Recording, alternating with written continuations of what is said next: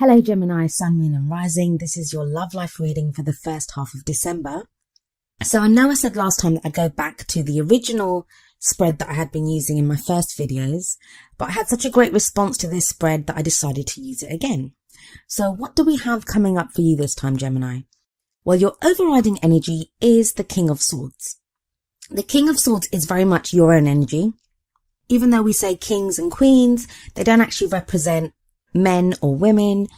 It's just the energy that we're interested in. So the King of Swords can represent a male or a female, or someone that identifies as male or someone that identifies as female, or even gender fluid. And it doesn't matter what kind of a relationship you're looking for either. It can be an opposite sex relationship or a same sex one. The kings and queens, they just represent different energies, and that's there for us readers to interpret. So you have the King of Swords, as I said, and the King of Swords can be an air sign, and that would be an Aquarius, Gemini or a Libra.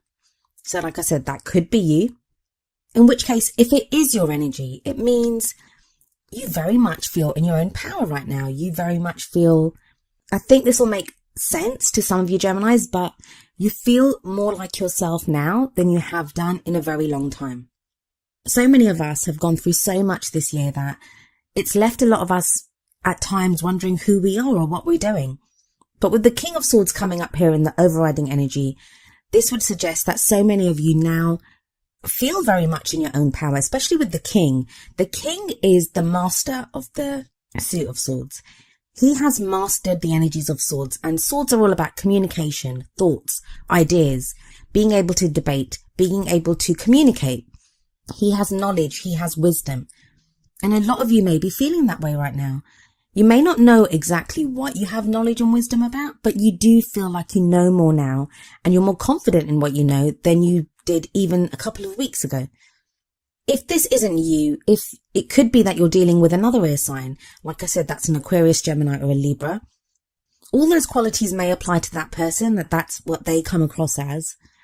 But the other thing that can come across here sometimes when we're dealing with swords, even if it's not someone of that element, even if it's not an air sign, this could be someone that comes across as rather cold.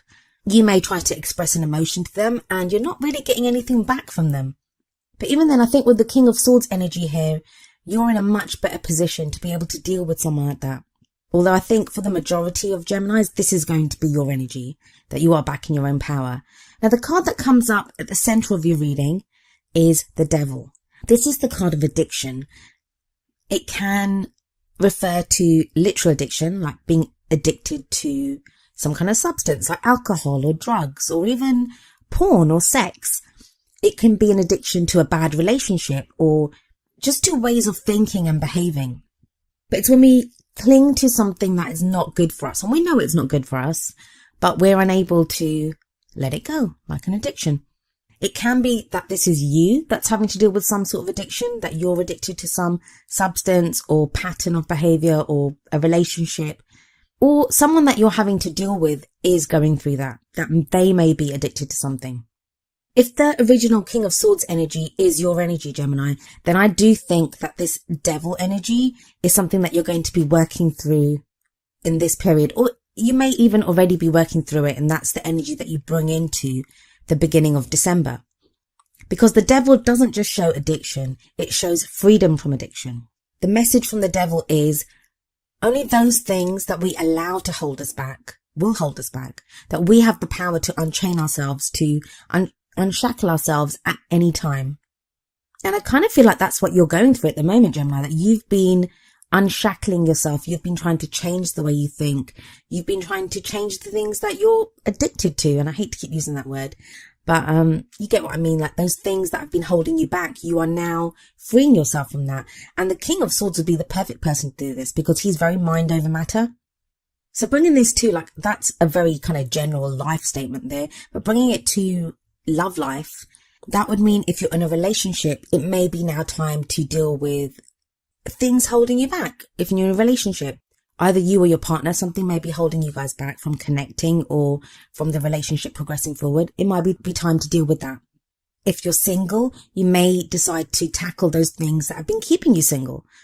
If you're dating and that relationship doesn't seem to be going anywhere, again, you would be dealing with those things that are preventing you from moving forward. So the devil isn't always a bad card. I know people look at it and they're like, oh my God, it's a toxic presence. In a reading, the devil isn't always, well, not for me anyway. I don't always see the devil as a bad card. I mean, what do they say? The first step of dealing with any addiction is admitting you have an addiction. And that's kind of the energy of the devil. The first step of freeing yourself from whatever it is, from anything that's holding you back, from anything that's got you shackled, is admitting it. And when the devil shows up, that is, you realize it and you know that's what the problem is. You know right now what's been holding you back.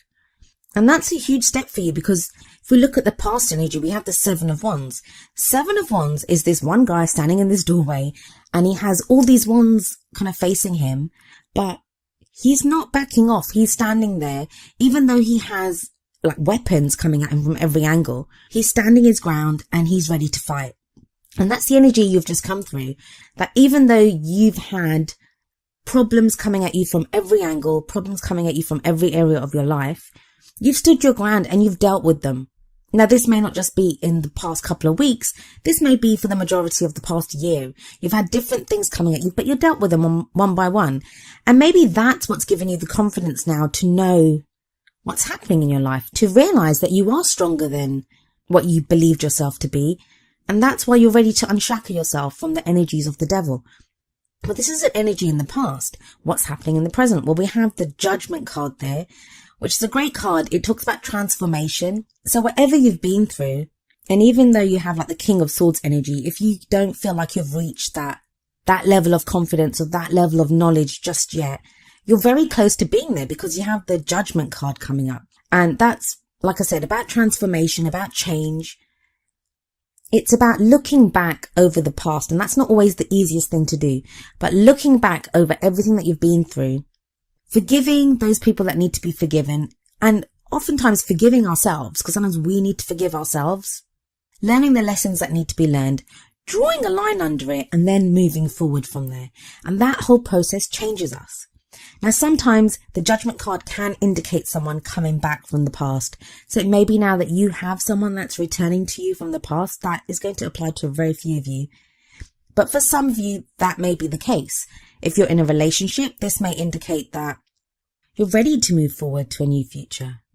With the King of Swords energy, that would make you better equipped to be able to communicate with your partner and to explain that this is the situation.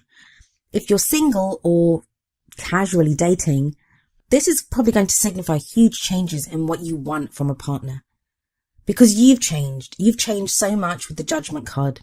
It really is that feeling of facing the future without fear, of looking your future in the face and facing it with eagerness and anticipation for once, rather than worry or strife or, being on the defensive like the Seven of Wands card in the past. And that shows in the next two cards that come up, because you have the Queen of Cups next. The Queen of Cups can be a water sign, and that would be a Pisces, Cancer or Scorpio. But if it's not a water sign, this can indicate someone that's very, very open to love, to loving. The Queen of Cups, she loves without reserve. She is very emotional. She's able to express her emotions. She's very intuitive as well. So it may be that you have someone like this coming into your life, a prospective partner even, or this could be your energy, that where you've gone through the change, you've come back to being who you are, which is very logical, very clear-minded, but now you're in a stable enough place to allow those emotions in, to feel more emotional. She is a very loving person. If the Queen of Cups refers to someone that has returned from your past, then there would be a very kind of loving connection there. It would be different anyway after the Judgment card.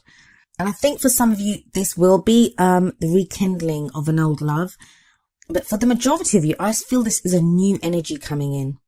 And I think it's going to be you. I think it's going to be you that is feeling that love. You that is feeling more emotionally stable. You that's able to express your love. And not just express it, because, the King of Swords can express. He's not very good at expressing emotions, but he's good at expression. He's good at communicating. But with the Queen of Cups, she doesn't just express love, she can receive love too. And sometimes that can be hard for us to accept love from other people. So maybe that's the lesson that you need to learn here, that you can receive love. And the crowning energy, which takes us up to the middle of the month, is the Nine of Cups. And I'm sure you got this last time as well. Nine of Cups is the wish card. It's that whatever you want, you can have it. You've received your heart's desire.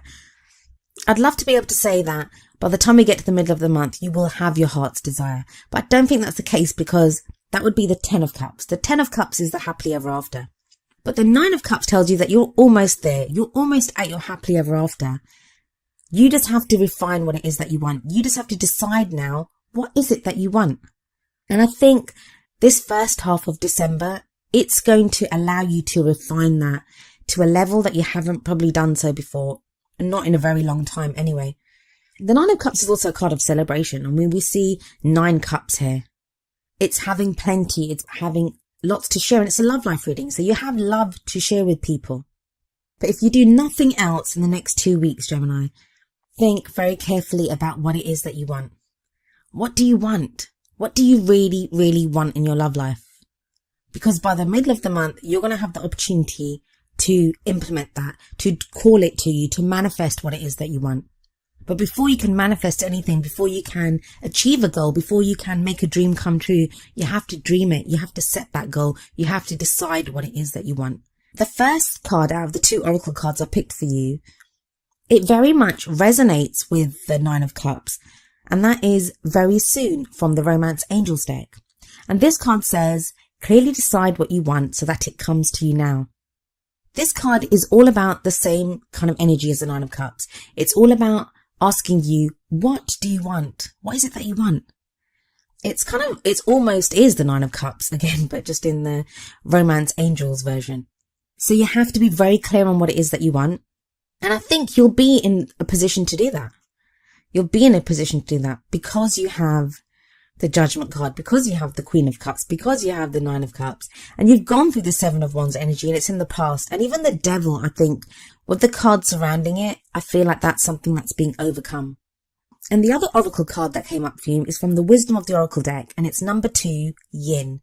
I shall read you the essential meaning and the relationship message from the book. So the essential meanings: the feminine principle of receptivity, letting someone else make the first move, gathering information and taking in cues, the art of conscious allowing. The relationship message: let others take the lead right now. Your power lies in small gestures, soft awareness, and conscious surrender. By yielding the reins, you will find yourself effortlessly moving closer to what you truly desire. Permit others to tell you who they are and who they can be to you by allowing their actions to speak about them. You'll be pleasantly surprised. So the energy of this card is very much the Queen of Cups. It's not so much the King of Swords. King of Swords is very determined, very action-oriented. I mean, you don't sit there with a sword and wait for people to come to you, do you? But the Queen of Cups does. And she would be the perfect kind of tarot version of the Yin card. I guess what this would mean for you is that if you're in a relationship, I'm going to kind of sum up everything here, like especially the 2 oracle cards at the end. If you're in a relationship, decide what it is that you want for your relationship, but put real thought, and it's more about the emotion and the thought that you put into things right now. That's the King of Swords is about thought. The Queen of Cups is all about emotion. You have wands, but in the past, and wands are the action cards, but don't take action. That's what it's saying. And that's what the Yin card is saying. Put your thoughts into what it is that you want. Refine your plan, refine your goals, refine your dreams. But you can't push. There's nothing that you can force to happen at this time. You don't need to. You will move towards where it is that you need to be through the alignment of your emotions and your thoughts. So if you're in a relationship, figure out what it is that you want for the 2 of you as a couple. If you're single, what is it that you want from a prospective partner? Who do you want to be in your life? If you're trying to get back with someone, or if you're kind of interested in someone, the same would apply there as well. What do you like about them? What do you foresee for the 2 of you in the future? It's a very different reading for you this time, Gemini. I wasn't expecting that because you guys have had a bit of a tricky time of things. And I know I say that to everyone because so many of us have. So many of us have had such a tricky time. But yeah, that was quite nice, quite pleasant actually for once for you guys. Anyway, Gemini, that was your love life reading for the first half of December. I do hope it resonated with you, and if it did, I hope you will leave me a message in the comments. If it didn't, I do apologise, and I hope I can come up with a message for you next time. I'll be back mid-December. I'll see you then. Goodbye for now.